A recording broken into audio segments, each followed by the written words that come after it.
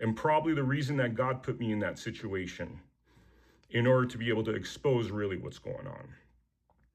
And so every time I've gone to a Nevada rally and notified the police, it's been a non-issue. They've thanked me for the courtesy of notifying them. They've said, obviously, you can't take your firearms. I wouldn't even think of doing such a stupid thing.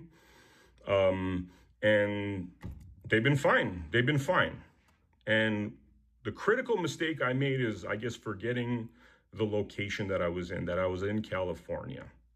So I drive up with my special entry pass. And by the way, they're saying I had a counterfeit pass. That's a bunch of nonsense. I could prove that I had a special entry pass directed to me, sent directly to me by officials within the Republican Party of Nevada. I was an actual invitee to that event. So as I'm driving, there's an area where you enter the parking lot after you pass a sheriff. I pull up to the sheriff. I say, well, I should take that back. I'm not 100% sure he was a sheriff. He was wearing a sheriff vest, but a lot of those individuals were. And my assumption is that not everybody there was a sheriff. They were just trying to indicate that they worked with the sheriff's department. And so I drive up to this sheriff and I tell him that, in full transparency, I just want to let you know, in the back of my truck, I got, 2 lawful firearms, purchased lawfully, registered lawfully, and I'm just letting you know that that's back there as a courtesy, which is a courtesy that I always do.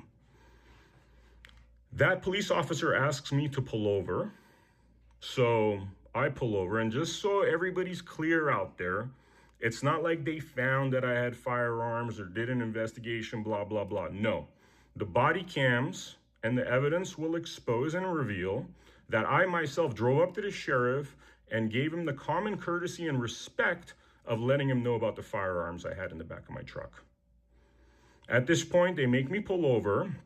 A police officer comes to my window. And what I have to say about this particular moment is that knowing how some police officers behave, and I'm indicating that they behave in a fashion where they seem to not understand the laws and the Constitution, I'm usually more armed and alert. But when I was arriving there, I wasn't feeling well. I have certain health demands, I guess you could say, that require me to regulate my blood sugar level and also require me to have basically my water bottle, which I'll put a couple of different supplements in there, that whenever I'm having issues and I feel like my blood sugar is all over the place, I drink some of that stuff and it helps me to regulate it, right? At this moment, I certainly wasn't feeling great. I wasn't at my sharpest. And when this police officer came to my window, I rolled the window down and he asked me to get out of my car. I got out of my car. He asked me to turn around, put my hands behind my back, which is what I did. He handcuffed me at that juncture. I said, why are you handcuffing me? He said he's doing it for his own protection, which, we could talk about that topic as well, because I don't know ever in the history of humankind where there's been an individual like me that's rolled up and said, I have 2 firearms in my trunk, clearly indicating that I'm not there to cause any problems. I'm not there for anything nefarious. But nonetheless, this police officer felt threatened when he's the one with the firearm right then and there. But I complied with him. I complied with him because my impression of most Trump rallies was that the police officers there were respectful of the Constitution and appreciated that I was upfront about the lawful firearms within my car. At this point, they put me in the back of a police car, which is scorching hot.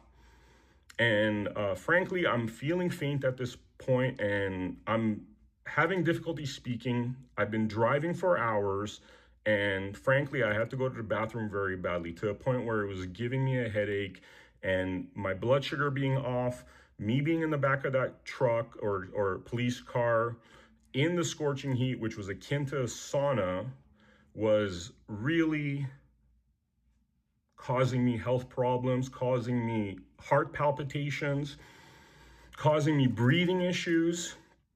And they just stuck me back there, closed the door in this sauna-like police car. And it came to a point where I had to start like knocking on, well, I should say knocking. I was hitting the door with my feet because my hands were handcuffed behind my back. And I'm just like trying to make noise so that I could get their attention, because I've been inside there for an hour. And if you could imagine, with your blood sugar all over the place, heart palpitating, being in a sauna-like environment is not the healthiest situation to be in. I actually felt like I might faint and be hospitalized. And finally, the police officers come there. I pretty much begged them to get my water, which has 2 supplements in there that could have helped my health. They refused to, because they're like, what if there's something in there? And I know what they're trying to indicate is that like there's cyanide or something in there, and I'm gonna drink some of it and off myself, because they were onto this insane theory that I was there to cause harm. And so they refused me what I needed, which was my medication. They kept me in the car. They did turn on the AC after what was hour, I don't even know. And it's hard for me to know the exact time. It could have been an hour, it could have been an hour and a half of this torturous experience. I don't know, because frankly, I was too lightheaded and I was almost fainting. When I explained to them what was going on, they said, we could take you to the hospital. I'm like, rather than take me to the hospital, what if you just get me my water? And they refused to do so. And they gave me, one of the police officers put water in front of my mouth and poured it in there and stuff. Eventually, they did give me my water bottle, but that was hours later. So, at this juncture, I'm in the back of the truck and I'm demanding from this arresting police officer that I get my one phone call, which he refuses. He also refuses to tell me what's going on. He does ask me, well, he does come up to me and say that, and this is again reflected by the body cameras, which we're going to be doing a FOIA request on, or I should say a FOIA demand. There was another avenue to this, which is internal affairs report, that I was told it was a way to go and attain those body cam recordings. So what this body cam will expose is that this police officer came up to me and he basically said that, look, we just want to make sure your law firms are properly registered, that they're lawfully purchased. I say, sure. I tell them the exact locations of the firearms. I tell them they're welcome to grab the firearms and I have nothing to hide. And this was done under the guise of they just need to run serials to make sure that this is part of the National Registry and that it is indeed my firearms. Well, next thing these guys do is that they completely ransack everything in my car. And when I say ransack, I had 3 suitcases in there, including clothes, including crucial medication and supplements, including my laptop computer and iPad, camera equipment, tripods, recording equipment, basically all the equipment I would need in order to produce content.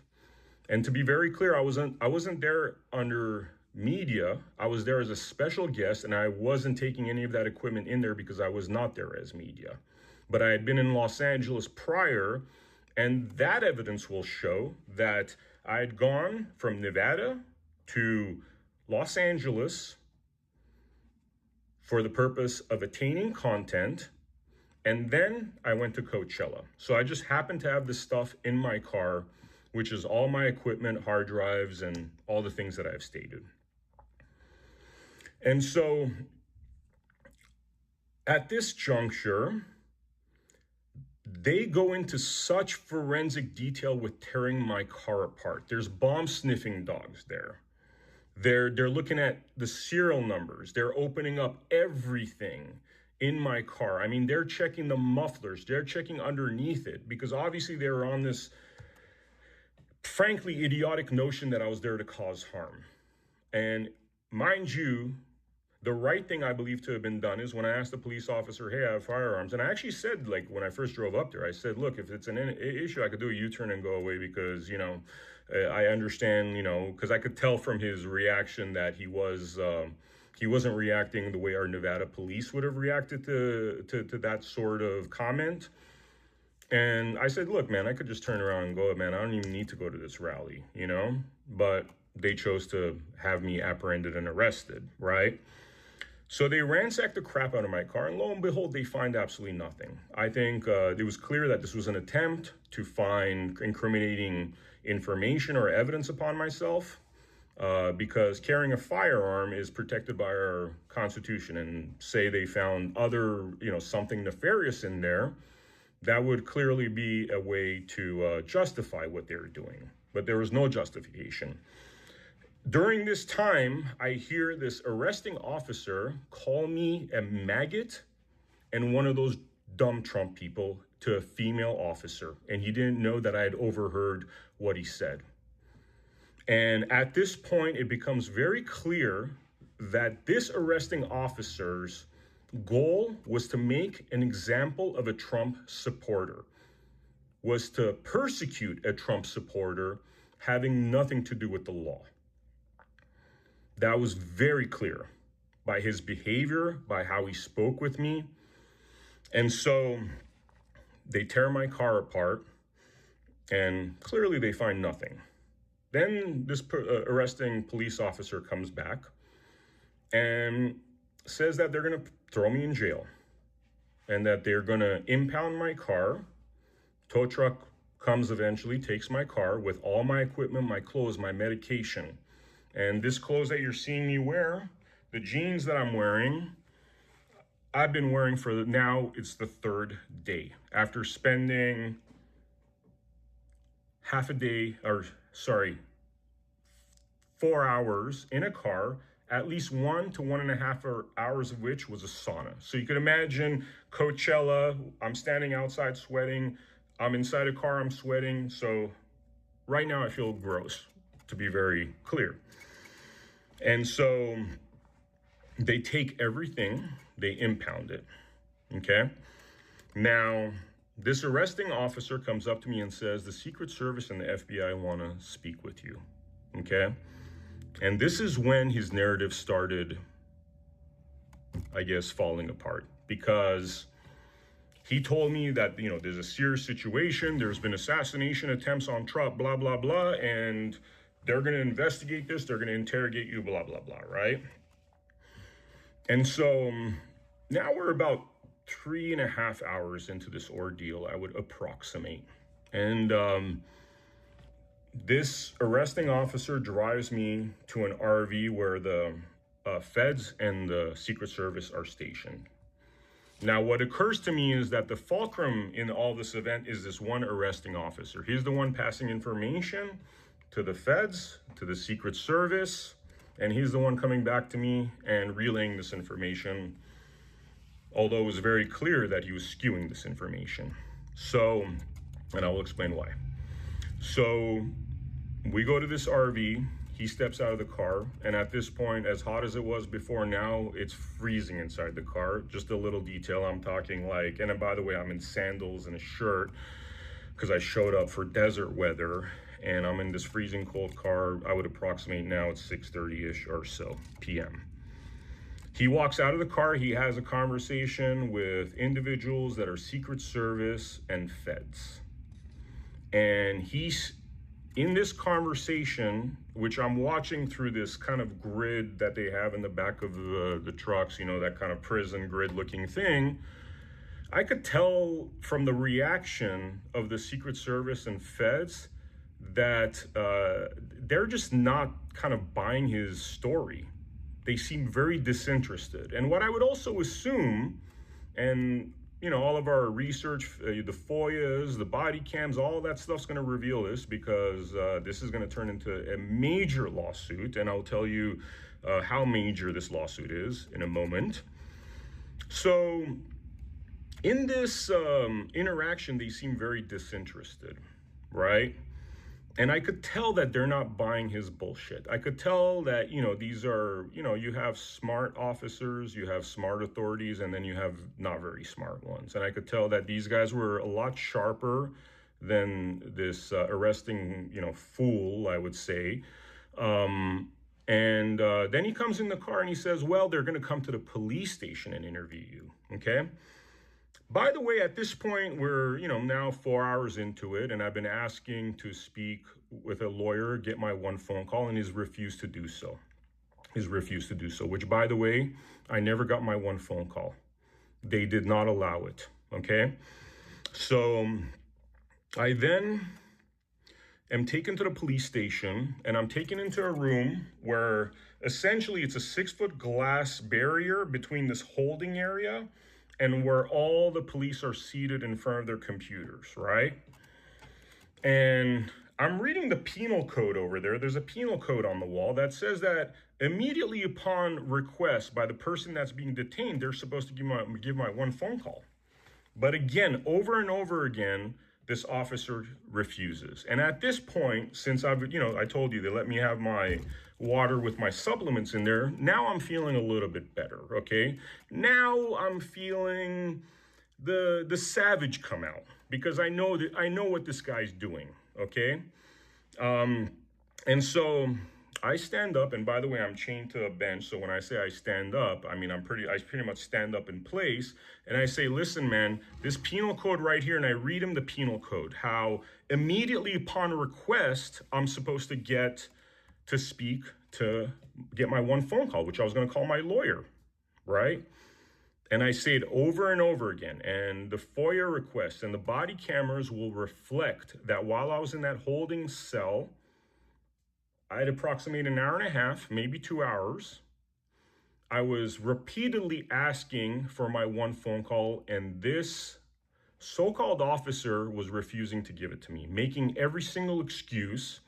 And so then I turned to the other police officers and I said, listen, guys, because now my brain's coming back, okay? And I understand law much better than most documentary makers and content creators, because I've actually studied law. And in fact, that morning I was listening to law classes, which are available on my computer and verifiable, before I even drove out, which is like what I do on my spare time. And the reason why I do this stuff is because through doing a lot of content, I've realized that, this officer who I believe is a corrupt and criminal individual who's operating under the color of law, a lot of them exist out there. And after having seen multiple aspects of corruption, some that affected my life deeply.